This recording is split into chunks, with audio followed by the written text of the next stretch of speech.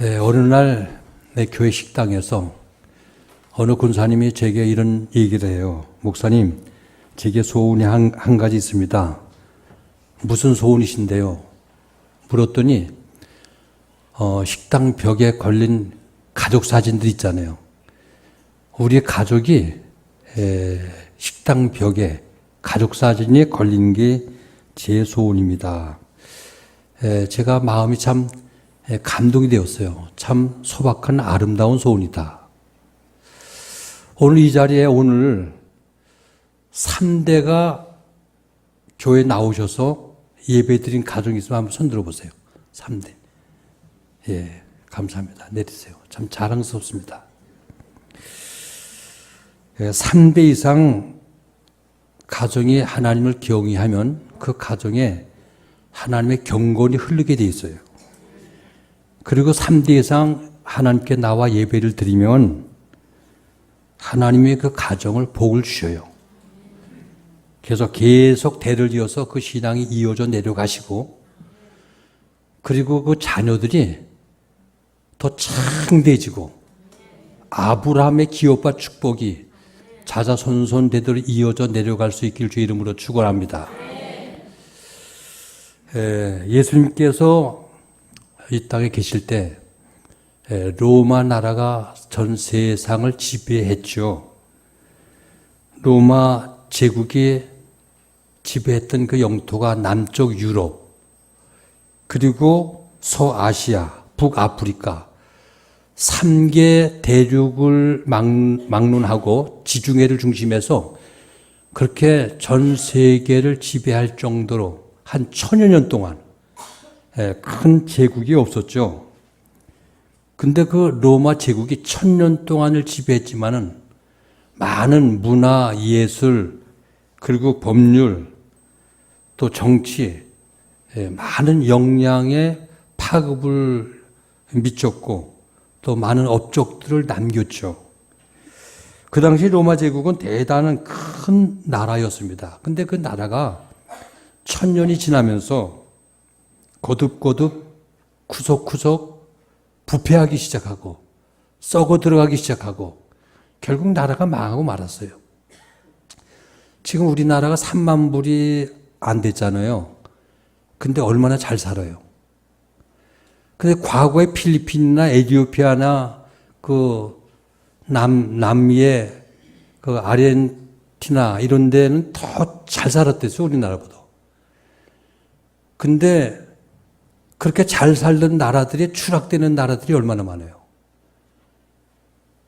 근데 우리나라가 지금 정말 하나님의 축복 속에 3만 불이 안 되지만 정말 풍요하게 나라가 분단된 데도 불구하고 이렇게 하나님의 축복 속에 한 4, 5만 불 정도의 풍요를 누리고 풍족하게 사는 것은 이게 하나님의 은혜예요. 하나님의 축복이고요. 근데 정신을 차려야 돼요. 이 축복을 그대로 자손들이 이어서 큰 복을 누리고 사는 나라가 돼야지, 이게 지금 사회에 되어지는 모든 상황과 모든 것들을 볼 때 이게 어떻게 될지 걱정이 돼요. 기도를 안 할 수가 없어요. 그래서 우리 기독교인들이 암만 로마가 세계를 지배했던 큰 나라였지만 그 나라가 무너지고 망했던 역사적 교훈을 통해서 정말 우리나라들이 우리 하나님의 축복을 계속 이어져서 더 창대해지고 더 큰 축복을 누리는 이 사명이 오늘 기독교인들이 있지 않나 생각이 되집니다. 로마가 왜 망하느냐? 로마 시대의 그 경기나 로마 시대의 그 모든 현상들을 볼 것 같으면 로마인들이 제일 좋아하는 게 최고의 오락이요, 검투였어요. 검투하면 두 사람이 나와서 칼을 가지고 싸우거든요.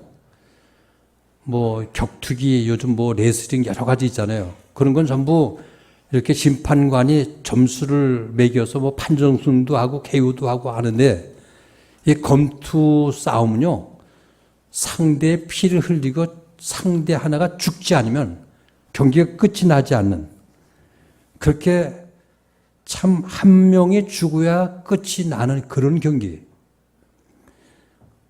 심지어는 로마 경기장에 맹수를 몰아놓고 사람과 싸움을 시킨 걸 구경하기도 하고요. 아무튼 원형 경기장에 모여서 스포츠, 오락, 축제 이런 것들을 로마 사람들은 즐겼습니다.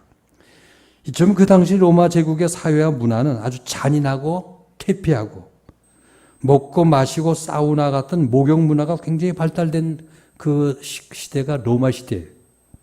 그런데다가 가정들이 건강해야 하는데 가정들이 무너지면서 이혼율이 급증하게 되었죠.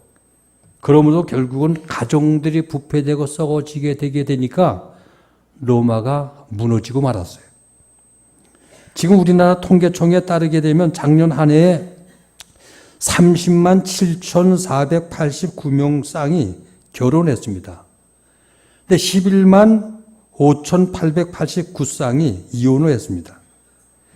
매일 840쌍이 결혼하고 330쌍이 갈라서는 이런 통계였어요. 이혼율이 3분의 1을 훌쩍 넘어가지고 미국을 따라가는 통계가 나오고 있거든요. 이제는 국제화 시대가 돼가면서 국제 결혼하는 사람도 많아졌고요. 그리고 심지어는 20년 이상 부부 생활을 하다가도 뒤늦게 갈라서는 황혼이혼들이 작년도에 3만 4천 명에 이르렀어요. 이혼하는 이유들을 볼 것 같으면 성격이 안 맞아서, 그리고 경제 문제 때문에, 그리고 부정한 일들 때문에 그게 도저히 살 수가 없다는 거예요. 하면서 가정이 있어야 할 사랑이 없고 여러 가지로 갈등하다 보니까 가족 식구들이 뿔뿔이 흩어지는, 해체되는 가정들. 그러니까 상품 백화점만 무너지는 것들이 아니라 오늘 소중한 가정들이 무너지는 이런 일들이 우리 주변에 많이 일어나고 있다는 거예요. 근데 로마 시대 때도 그랬다는 거죠. 한 사회가 안정되고 한 국가가 튼튼하게 세워지려면 무엇보다도 가정이 튼튼하게 세워져야 하고, 또한 가정이 튼튼히 세워지려면 그 가정 중심에 아버지가 튼튼히 세워져야 한다는 거죠. 왜냐하면 아버지는 그 가정 중심의 핵심이 되는 인물이기 때문에, 그 가정은 모든 국가와 사회의 기초가 된 단위이기 때문에 이 가정이 중요하다는 거예요. 제가 목회를 43년 6개월을 했어요. 그 43년 6개월을 하면서 내가 뭘 했나 이제 쭉 한번 돌아보았더니요, 평생을 교회를 건강하게 세우는 것, 가정을 건강하게 세우는 것, 그리고 사람을 신앙으로 건강하게 세우는 것, 이 일을 한 것 같아요. 근데 이 일이 인간의 힘으로 되어질 수 없잖아요. 그래서 몸부림을 하고 하나님께 맡기고요, 하나님의 도움을 요청하고, 아무튼 이 가정이 튼튼하게 건강하게 세워진다는 것은 이게 얼마나 중요한 일인지 몰라요. 근데 한국 사회가 왜 요즘 이렇게 많은 문제들이 일어났냐? 가정이 흔들리기 때문에. 가정의 중심되는 가정의 가장, 아버지가 흔들리고 있어요. 아버지의 권위가 추락이 되고요, 아버지의 위치가 흔들리고 있기 때문에 가정들이 이렇게 흔들리고 있어요. 그래서 어떻게 건강한 가정을 세울 수가 있을까? 성경에 나오는 수많은 가정 중에 정말 건강한, 하나님이 기억하시고 하나님이 기뻐하는 가정이 어떤 가정일까? 그 가정의 모델을 한번 쭉 생각해 봤어요. 그랬더니 사도행전 10장에 나오는 고넬료의 가족이 가장 건강한 가정이 아닌가. 그럼 고넬료의 가정이 어떠한 가정이길래 가장 건강하고 하나님이 기뻐하고 하나님이 기억하는 가정이었을까? 5월달 가정의 달을 맞이해서 정말 고넬료의 가정은 어떤 가정이고 내가 지금 속해 있는 내 가정은 어떠한 가정인가 한번 비교해 볼 필요가 있다는 거죠.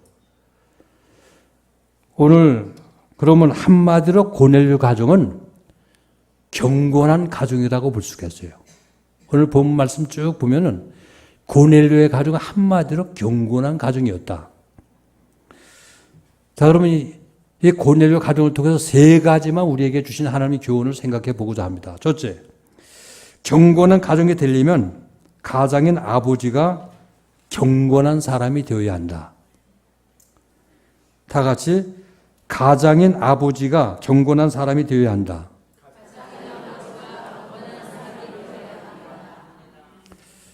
그래서 온 집으로 더불어 하나님을 경외하고 살았다고 말씀하고 있어요. 고넬료라는 사람은 로마 제국의 군대 장교입니다. 100명을 거느리고 있는 장교였어요. 로마 나라를 지키는 군인이었다는 거죠. 이쯤 로마 군대의 장교인데도 불구하고 로마 사람들의 그 세대의 흐름과는 달리 경건했다는 거예요.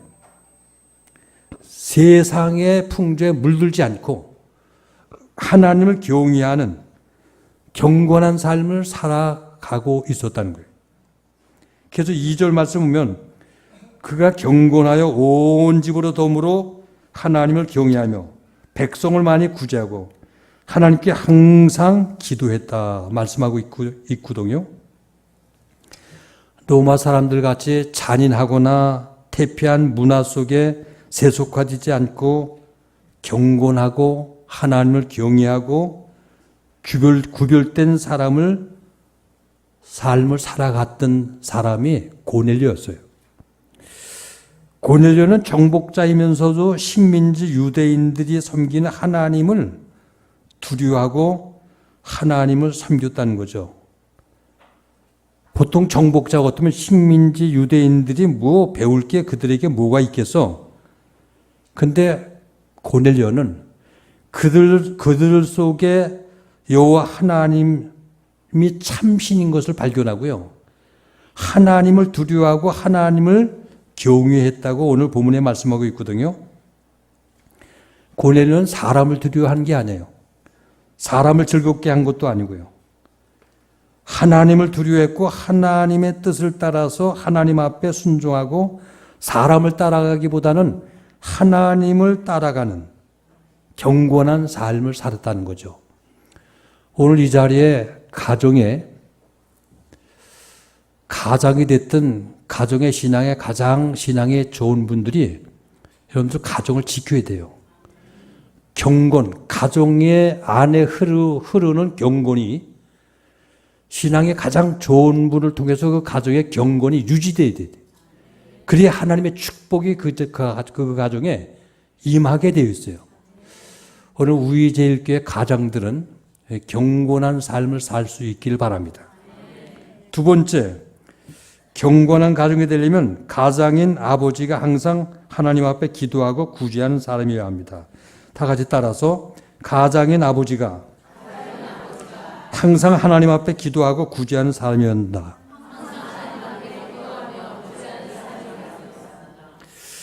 여기 고넬료가 유대인들이 기도하듯이 제9시 우리나라 시간으로 오후 3시입니다. 기도를 했어요. 기도하다가 환상 보고 영적 체험하게 된 거예요. 그러면서 하나님과 교제를 하게 되었죠. 그래서 베드로를 하나님의 연결을 시켜주는 거예요.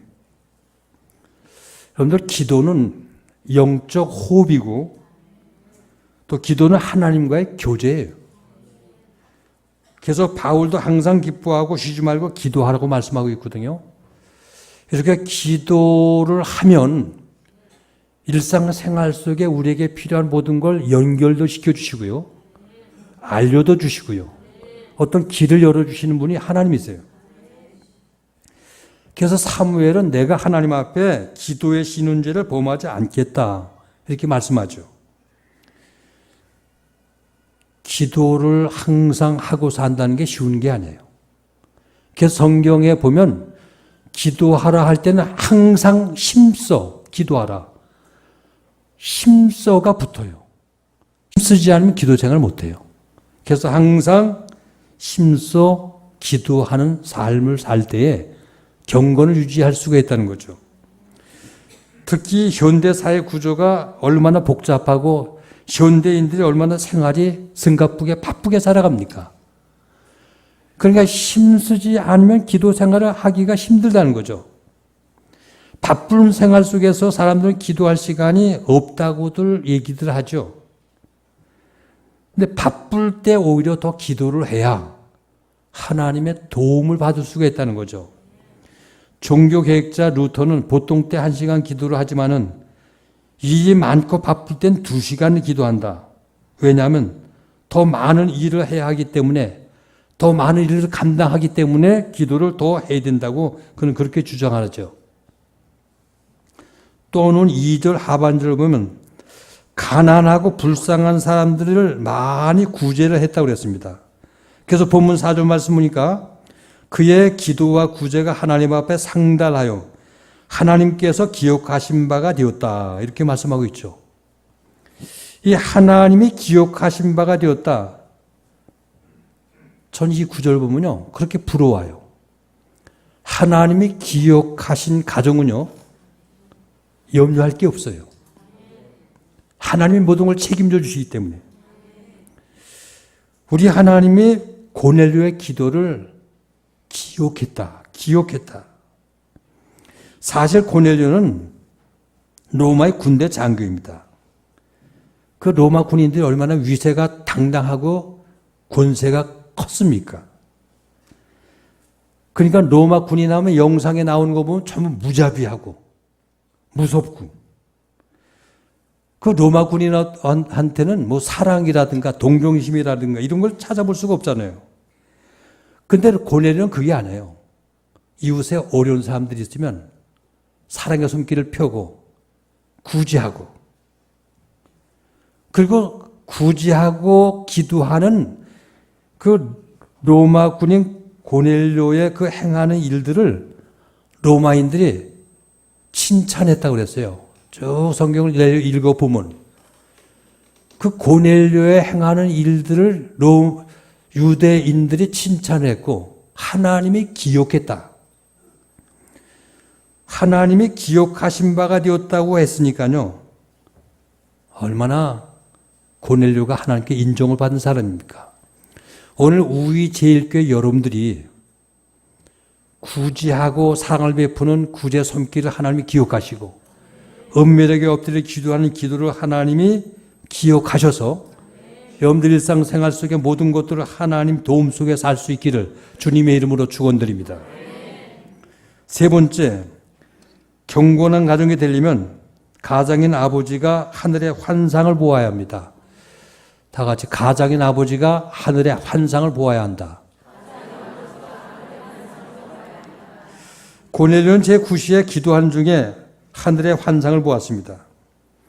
요바에 가서 하나님의 종 베드로를 청해서 하나님의 말씀을 듣고 복을 받으려는 환상을 보게 된 겁니다. 사람을 연결시켜줬다는 거죠. 그래서 그는 사람을 보내서 베드로를 청해서 말씀을 듣고 하나님이 축복한 복을 얻게 되었어요. 이처럼 가정에도 꿈이 있고 비전이 있어야 한다는 거예요. 우리의 가정이 10년, 20년 후에도 어떻게 살기를 원하는 어떤 그림을 그리고 미래의 꿈과 비전을 가지고 있을 때 여기에 희망이 있고 하나님의 축복이 있지, 그날이 그날이고 비전과 꿈도 없이 이렇게 살면 안 된다는 거죠. 인간적인 욕심에 근거한 꿈이 아니라 하나님이 우리 가정을 통해서 이루시고자 하시는 꿈을 바라보고 그 꿈과 비전을 이룰 수 있는 가정이 될 수 있어야 된다는 거예요. 저는 여러분들이 오늘 이 시대에 고넬료가 되어서 우리의 가정을 바르게 지킬 수 있기를 바랍니다. 그래서 우리의 가정이 하나님을 경외하는 경건한 가정으로, 그리고 고넬료와 같이 하나님의 말씀을 사랑해서 사모하는 가정이 되셔서 하나님의 축복을 누릴 수 있기를 주의 이름으로 축원드립니다. 시편 112편 1절 이후에 보면 이런 말씀이 약속이 되어 있어요. 여호와 하나님을 경외하며 그 계명을 크게 즐거워한 자에게는 세 가지 축복을 주시겠다고 하나님께서 말씀하십니다. 하나는 후손이 이 땅에서 강성하게 잘 되며, 다른 하나는 부요와 재물이 그 집에 가득하며, 그리고 다른 하나는 하나님의 의가 그 집에 영영이 있게 하신다고 하나님이 약속하고 계세요. 그러면 오늘 여러분들의 가정들이 하나님을 잘 경외해서 고넬료와 같이 하나님의 말씀을 사랑하고 정말로 하나님을 경외해서 약속한 하나님의 축복을 누리는 복 있는 가정들이 다 될 수 있기를 주의 이름으로 축원합니다. 그럼 고넬료의 가정은 그 당시 로마 사람들의 일반적인 가정과 무엇이 다른 것이 있었는가? 고넬료의 가정 안에는 예배가 있었고요, 기도가 있었고요, 말씀과 경건이 있었다는 거예요.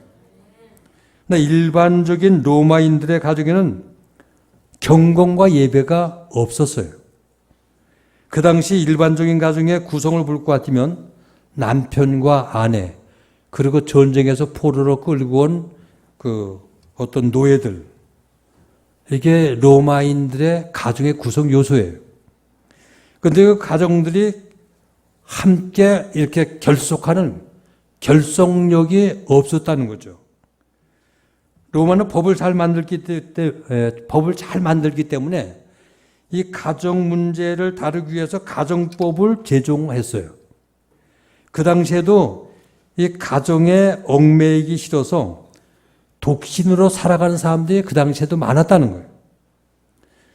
그래서 국가에서는 결혼을 장려하고 자녀를 3명 이상 낳는 가정에게는 혜택을 주기도 하고, 자녀가 없는 경우에는 벌칙을 주고, 또 부정하게 간음을 한다든가 부정을 저지를 때 그러한 모든 것들을 법정에서 제재를 하고 벌을 주는 이런 법률들을 만들었다는 겁니다. 그러나 법이 국민들과 그들의 가정의 도덕성을 지켜주지 못했다는 거예요. 그 당시 로마 사회 속에는 이게 부정한 간음과 잘못된 일상적인 일들이 그냥 스스럼 없이 행해지고, 그런 가정들이 수도 없이 많았다는 겁니다. 로마 사람들은 가정의 소중함을 모르고 복잡하고 자기 하고픈 대로 난잡한 생활을 하는 사람들이 많았다는 거예요. 부부의 관계에도 동반자의 관계가 되질 못하고요. 로마 사람의 남편들은 아내를 단순히 자녀를 낳는, 그리고 기르고 식모모는 가정의 살림만 하는 이런 존재로 생각을 했다는 거예요. 그래서 가정은 아내에게 다 맡겨버리고 바깥에 나가서 할지 못할지 마음대로 다 타락한 생활을 하는 사람들이 수도 없이 많았다는 겁니다. 자녀들도 소중히 여길 줄 모르고요, 낙태는 일상적으로 행해졌고, 어린아이들을 내버리는 것은 이게 어려운 일이 아니라는 거예요. 자녀를 낳는데 장애자를 낳았다, 그냥 버린다는 거예요. 딸을 낳는데 마음에 들지 않고 건강하지 못하다, 그럼 그냥 갖다 내버린다는 거예요. 그러므로 사회 분위기를 보아서 로마 가정의 결속력이 너무 약했다는 거예요. 결국 로마가 멸망을 하는데 가장 중요한 원인 중에 하나가 사회가 부패하고 타락이 됐지만은 더 중요한 것은 가정의 결속력, 가정의 소중함이 없이 그냥 가정이 무너졌다는 거예요. 그렇다면 오늘날 우리가 살고 있는 이 사회가 로마의 사회와 뭐 다를 바가 있다는 거예요. 너무도 지금 이 사회에 되어지는 상황들이 로마 시대와 방불해 가고 있다는 겁니다. 그러므로 우리는 안심할 것이 아니라 경건하게 가정을 지켜야 하고, 정말 이 부도덕한 이 시대에 가정들이 흔들리지 않고 무너지지 않도록 우리의 가정을 건강하게 지킬 사명이 우리에게 있다는 것을 믿으시기 바랍니다. 아무튼 로마의 그렇게 큰 나라가 왜 망했는가? 이렇게 가정들이 흩어지고 무너지니까. 가정을 버리고 가출하는 청소년들이 그 당시에도 많았다는 겁니다. 가정이 해체될 위기에 있는 안타까운 가정들이 그 당시에도 많았다는 거예요. 지금도 그렇지 않습니까? 근데 고넬료의 가족은 일반적인 로마 사람들의 가정과 사뭇 달랐다는 겁니다.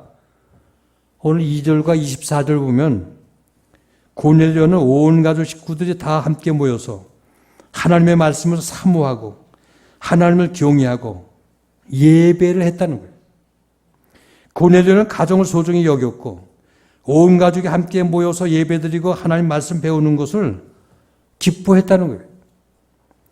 가정에 중요한 일이 있을 때마다 온 가족이 함께 모여서 같이 중요한 일을 해 나갔다는 겁니다. 그래서 오늘 본문 24절 말씀 속에도 베드로가 고넬료의 가정에 왔을 때 고넬료가 일가와 가까운 친척들을 다 불러 모아서 베드로를 함께 같이 기다렸다는 거예요. 온 집이 함께 모여서 하나님을 경외하고 기다리며 베드로의 말씀을 통해서 신앙을 경험하게 되고 온 식구들이 함께 세례를 받게 되었다는 거죠. 이처럼 가정이 다 함께 모인다는 것, 이게 얼마나 소중하고 귀한 일인지 몰라요. 가정의 모든 식구들이 다 함께 모여가지고 같이 식사를 한다든가 같이 음악을 듣는다든가 같이 여행을 한다든가, 이게 굉장히 소중한 일이에요. 부모님들이 자녀들과 눈높이를 같이 맞춰가지고 자녀들이 좋아하는 영화를 가족과 함께 같이 본다는 것, 자녀들과 함께 운동한다는 것, 이게 가족의 결속력에 이게 얼마나 중요한 일인지 몰라요.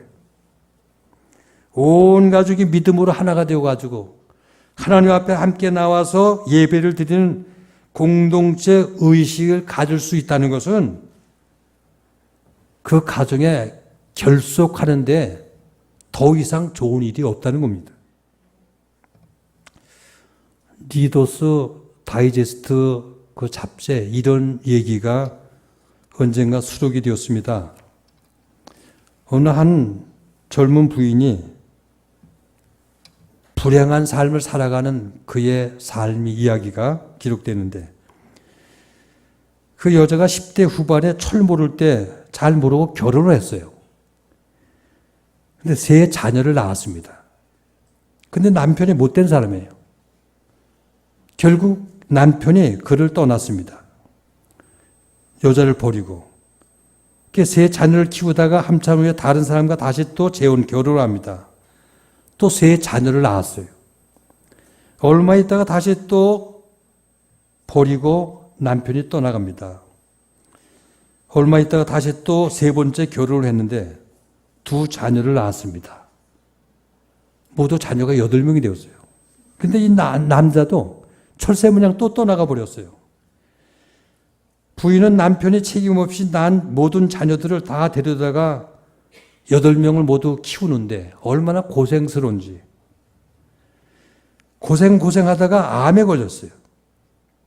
암에 걸린지 알면서도 이 남편 셋들이 3명이 전부 돌보질 않는 거예요. 병든 부인은 아픈 몸에 8 자녀를 키우다가 보통 어려운 일이 아니에요. 부인은 점점 병이 깊어가고 이젠 죽음을 앞에 두게 되었습니다. 너무 불쌍하니까 주변에 고마운 사람들이 많이 있어서 우리 아이들 하나씩 맞자고, 계속 좀 고생을 덜어주자고. 부인께 찾아가서 아이 하나 내가 데려가게 내가 키우겠다고. 또 이웃집 다른 사람이 또 내가 하나 데려다 키우겠다고. 몇 사람이 와서 하니까 이 부인이 고집을 핍니다. 안 된다고. 우리 아이들이 무슨 강아지냐고. 이 집 저 집 떨어져서 이 집 저 집 하나씩 이렇게 데려다 안 된다고. 우리 아이들 8명을 다 함께 입양해서 키울 사람이 없는 한 난 자녀를 줄 수가 없다고. 이렇게 단호하게 말했습니다. 여러분들 생각해 보세요. 한 명 입양해 키우는 것도 힘든데 8명을 누가 입양을 해가겠어요? 세상에 누가 8명을 입양할 사람이 어디 있겠어요? 그런데 8자녀를 입양하겠다고 어떤 한 사람이 나섰습니다. 바로 말라보티라는 부부였습니다. 말라보티 부부는 8명을 우리 가정으로 입양하겠다. 자기 자녀들도 4명이 있는데. 그래가지고 잘 얘기가 돼서 우여곡절 끝에 8명을 데려오게 되었습니다. 그러니까 모두 12자녀예요. 그 12자녀를 키우니까 생활비가 얼마나 많이 들겠어요. 그리고 먹는 것도 엄청나게 먹고요. 한번 빨래를 하면 빨래가 산더미같이 쌓이는 거예요. 이렇게 대가족의 생활하는데 이게 육신적인 일만 어려운 게 아니라 더 어려운 것은 각기 다른 아이들이 이렇게 하나로 가족 공동체로 묶여지는 일이 안 되는 거예요. 어떤 아이들은 새로운 집에 이사 와가지고 적응이 잘 안 된다고. 못 살겠다고. 어떤 아이들은 생활 습관이 바뀌었기 때문에 도저히 바뀐 생활 습관을 따라갈 수가 없다고. 어떤 아이는 공부하기 싫다고. 어떤 아이들은 성격이 까다롭고 끝내 적응을 못해서 난 집에 가출하고 안 살겠다고. 게다가 자기 집에 키우고 있던 네 아이는 아니 아버지 엄마 사랑을 우리가 그래도 많이 독차지하고 있었는데 12명이 되니까 자기들이 소외를 당하고 사랑을 빼앗기게 되니까 도저히 못 살겠다고. 소외감에 못 살겠다고. 보통 문제가 아닌 거예요. 두 부부는 고민했습니다. 어떻게 이 자녀들을 하나의 가족으로 결속을 시킬 수 있을까? 그 가정에 2가지 원칙, 법을 만들었어요. 너희들이 어떤 일이 있어도 우리 가정에 살고 있는 한 이 2가지는 지켜야 된다. 저녁 식사 시간은 어떤 일이 있어도 다 함께 같이 모이는 것이다. 주말에는 텔레비를 틀 수 있지만 평상시에 텔레비를 볼 수가 없다. 전부 저녁 때가 되면 식탁에 모여서 함께 식사를 하고 대화를 하고 함께 이야기하는 시간을 정해놓았어요. 저녁 시간은 단순히 음식 먹는 시간만이 아니라 온 가족이 함께 모여서 삶을 함께 나누고 함께 대화하고 이야기하는 이런 시간을, 대화하는 시간을 정해놓았어요. 또 한 가지 법칙은 주일날이 되면 다 같이 교회에 나가는 겁니다. 성경 찬송을 가지고. 근데 12명의 자녀가 되니까요, 교회에 나가도 이런 의자를 보통 2줄, 3줄 차지하는 거예요. 그러나 그 교회에서 식구가 가장 많이 나오니까 아주 유명한 가정으로 이렇게 드러나게 됐어요. 여러분들, 오늘 가정들이 온 식구들이 함께 식탁에 함께 모인다는 것, 이게 얼마나 힘든 일입니까? 뭐 직장 간다, 사업에 바쁘다, 학교 간다, 학원 간다, 늦게 들어오기 때문에 식사하기가 이게 전부 뿔뿔이 흩어지고 상을 하루에도 몇 번 차릴 때가 얼마나 많아요. 근데 이 가정에서는 온 식구가 그 식사 시간을 지켜야 된다는 거예요. 쉬운 일이 아니죠. 그 주일날이 되면 성경 찬송 끼고 우리 모두 함께 같이 교회 나가는 거예요. 요즘 우리 사회가 살고 있는 사회 구조가 얼마나 바쁘게 돌아갑니까? 그러나 중요한 것은 우리의 생각 속에 우선순위를 어떻게 세워놓고 살아가느냐. 뭐가 중요하고 뭐가 덜 중요한 것이 우선순위가 바로 서게 되면 이런 일들을 바르게 해나갈 수가 있죠. 우선순위가 잘못되어 있기 때문에 엇갈리게 되고 이게 맞아지지 않고, 그러니까 중요한 것은 이 가정이 예배하는 일과 저녁 식사 시간을 이걸 어떤 일이 있어도 우선순위의 1위로 지켜야 된다. 이렇게 해서 가정을 이끌게 되었습니다. 그래서 그 가정이 결속되고요. 그 가정이 질서가 서게 되고요. 그 가정의 가족원으로서의 구성이 이루어져 나가게 됐다는 거예요. 오늘 고넬료는 베드로를 초청해가지고 온 가족 식구들을 불러 모았습니다. 함께 모여 하나님 말씀을 들으면서 하나님께 예배를 드렸어요. 말씀을 들으면서. 그래서 베드로를 통해서 하나님의 말씀을 듣고 죄사함 받고 성령의 고넬료의 가정에 강림하게 되었죠. 그래서 모두 함께 다 세례를 받게 되었어요. 온 집안 식구들이 같이 성경 공부를 하고 성령 체험을 하고 신앙 경험을 가지게 되었다는 거죠. 오늘 이런 성령의 역사가 여러분들 가정에도 임하기를 주의 이름으로 축원합니다. 그래서 온 집안 식구들이 같은 신앙 경험을 가지고 하나님을 경외할 수 있는 믿음의 가정이 될 수 있기를 바랍니다. 고넬료의 가정이 이렇게 잘 모이는 가정이었고 신앙 경험을 같이 나누는 가정이었기 때문에 그 당시에 다른 가정과 달리 경건했고요. 결속력이 있고 흔들림 없는 탄탄한 가정이 되었다는 겁니다. 오늘 사랑하는 의예교 성도 여러분, 우리 가정이 어떻게 하면 결속력이 있는 탄탄한 믿음의 가정이 될 수 있을까요? 지금 이 시대는 혈연만 가지고는 안 됩니다. 법적인 구속력만 가지고도 안 됩니다. 경제적인 것을 나누는 것만으로도 안 됩니다. 취미생활을 같이 한다는 것만으로도 안 됩니다. 함께 모여 예배드리고 함께 모여 성경 공부하고 함께 식탁을 통해서 아름다운 교제를 이루고 하나님의 정말 주시는 성령 안에서 하나님을 경외할 때 이런 건강한 믿음의 가정이 될 수 있는 줄 믿으시기 바랍니다. 사랑하는 우리 예수님께 성도 여러분, 5월달 가정의 달을 맞이해서 우리 가정의 소중함을 다시 한번 깊이 깨달으시고 정말 병들고 가족이 무너지는 오늘 이 시대에 여러분들의 섬기는 교회가 건강하려면 여러분들 가정이 건강하고 여러분들 가족이 경건하고 건강해서 이 교회가 건강하고 이 나라와 사회가 건강해서 하나님의 축복을 수천 대 이르기까지 복을 누리고 살아가는 축복의 우리제일교회 성도들 되시길 주님의 이름으로 축원을 드립니다. 기도하시겠습니다.